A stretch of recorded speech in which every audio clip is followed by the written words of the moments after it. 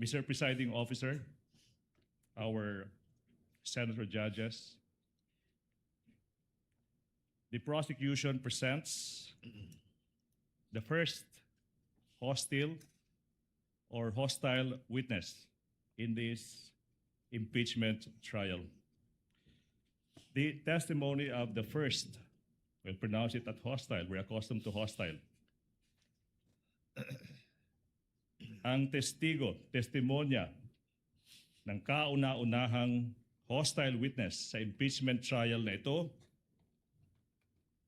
is being presented to prove ang mga sumusunod. Layo ng prosecution ay presenta o iharap si Gina Acosta bilang isang hostile witness. Ibig sabihin, hindi po siya testigo pabor sa prosecution. Pangalawa, si Ms. Acosta ay nanunungkulan ngayon bilang Vice Presidential Staff Officer 6 sa Office of the Vice President. Pangatlo, siya ay nagsilbing Special Disbursing Officer or SDO ng Office of the Vice President noong taong 2022 at saka 2023. Pang-apat, siya rin ang nagsilbing SDO para sa confidential funds noon ni Mayor Sara Duterte sa Davao City mula taong 2019 hanggang 2022. Panglima, siya ang naging staff member sa Davao City Administrator's Office sa pagitan ng mga taong 2016 at 2022 at ng Davao City Budget Office sa panunungkulan noon ni Mayor Sara Zimmerman Duterte. Pang-anim, sa last quarter o huling 3 buwan ng 2022, ginastos ng OVP or Office of the Vice President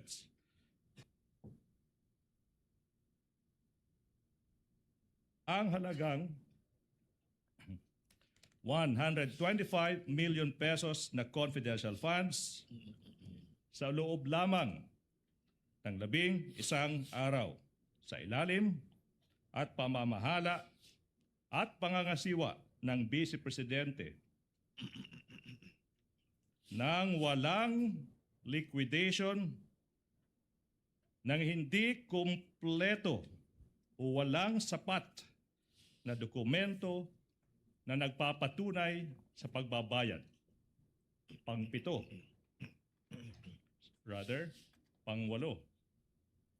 Inatasan ng Vice Presidente ang witness na i-encash ang kabuuhang halaga na 500 million pesos or kalahating bilyon noong ika-20 ng Disyembre 2022, ika-6 ng Pebrero, ika-25 ng Abril, at ika-14 ng Hulyo 2023. I skip number 7, sorry. Sa tatlong 3 quarters ng 2023, ginastos ng OVP ang halagang 375 million na confidential funds sa ilalim ng pamamahala at pangangasiwa ng Vice Presidente nang walang liquidation, nang hindi wastong liquidation rather, nang hindi kompleto o walang sapat na mga dokumento na nagpapatunay sa pagbabayad. Let's go to number 9.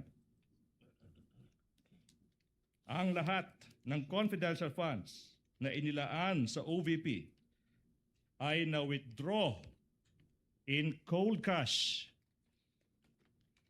na nagkakahalagang kalahating bilyong piso noong December 20, 2022, February 6, April 25, at July 14, 2023. Pang-10, inutusan ni VP Sara na ibigay ang kabuuhang 500 million pesos, 500 million pesos in cold cash sa security officer ng OVP na si Colonel Lachica na hindi isang accountable officer, isang paglabag sa batas. Sa Joint Circular 2015-01, pang-11, ang ginagawang disbursements ng confidential funds sa ilalim ng Office of the Vice President. Ang ginawang disbursements ay maraming bahid o namumutakti sa pagsuway at paglabag sa Joint Circular 2015-01.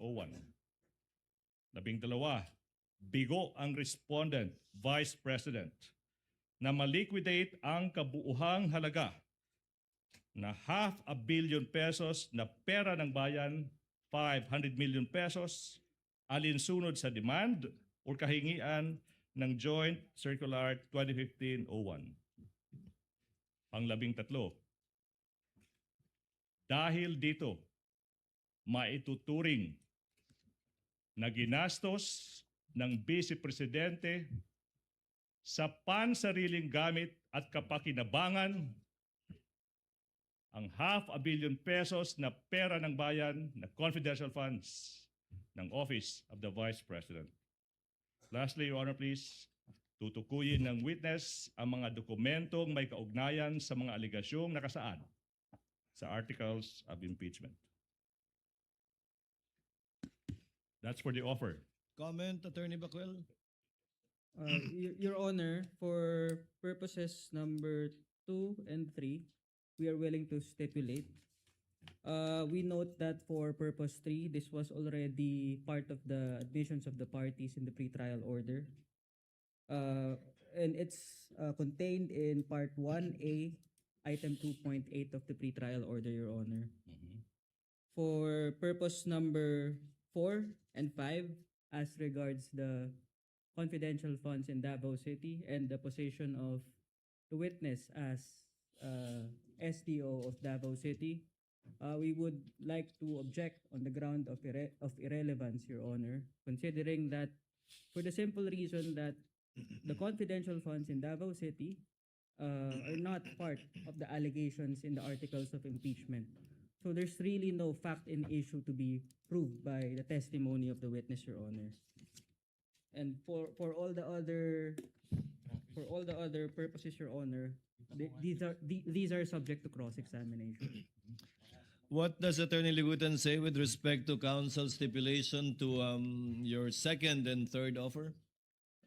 The stipulation is well taken, Your Honor, please. So therefore, it is established na si Ms. Acosta ay ngayon nanunungkulan bilang Vice Presidential Staff Officer 6, tsaka nagsilbi siyang Special Disbursing Officer noong taong 2022 tsaka 2023. However, Your Honor, please, yung punto na walang relevance, yung naging pagsisilbi as SDO para sa confidential funds mula 2019 tsaka 2022, tsaka I think yun, di ba?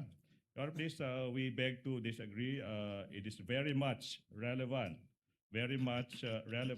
in today's proceedings, considering, Your Honor, please, that it is her experience as the SDO of Davao City in those inclusive years that led the Vice President to also bring her to the office of the Vice President and do the things they did in Davao City, this time with the money of the office of the Vice President. That is very much relevant to the prosecution's case, Your Honor, please. May I respond, Your Honor? Yes, before the presiding officer makes a ruling, counsel. Yes, Your Honor. The rebuttal presented by the prosecution is wrong, considering that there's no such allegation in the articles of impeachment, Your Honor.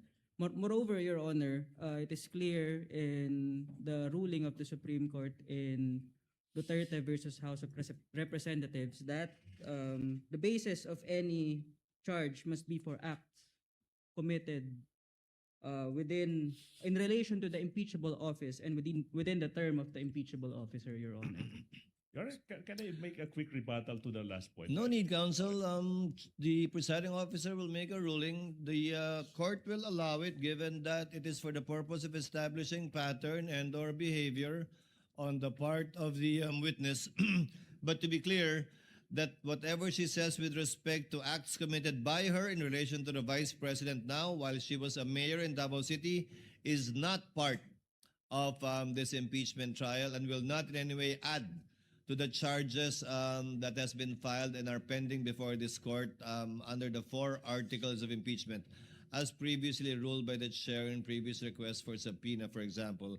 However, may I ask counsel further to abbreviate the proceedings? Attorney Bakel, are you willing to stipulate that the witness is a hostile witness, and therefore counsel may ask leading questions already instead of qualifying the witness as a hostile witness? No, Your Honor. The prosecution must first qualify the witness as hostile, Your Honor. Then qualify her, Attorney Ligutan. We shall. Qualify her. Thank You you may so much. proceed when you're ready. Thank you.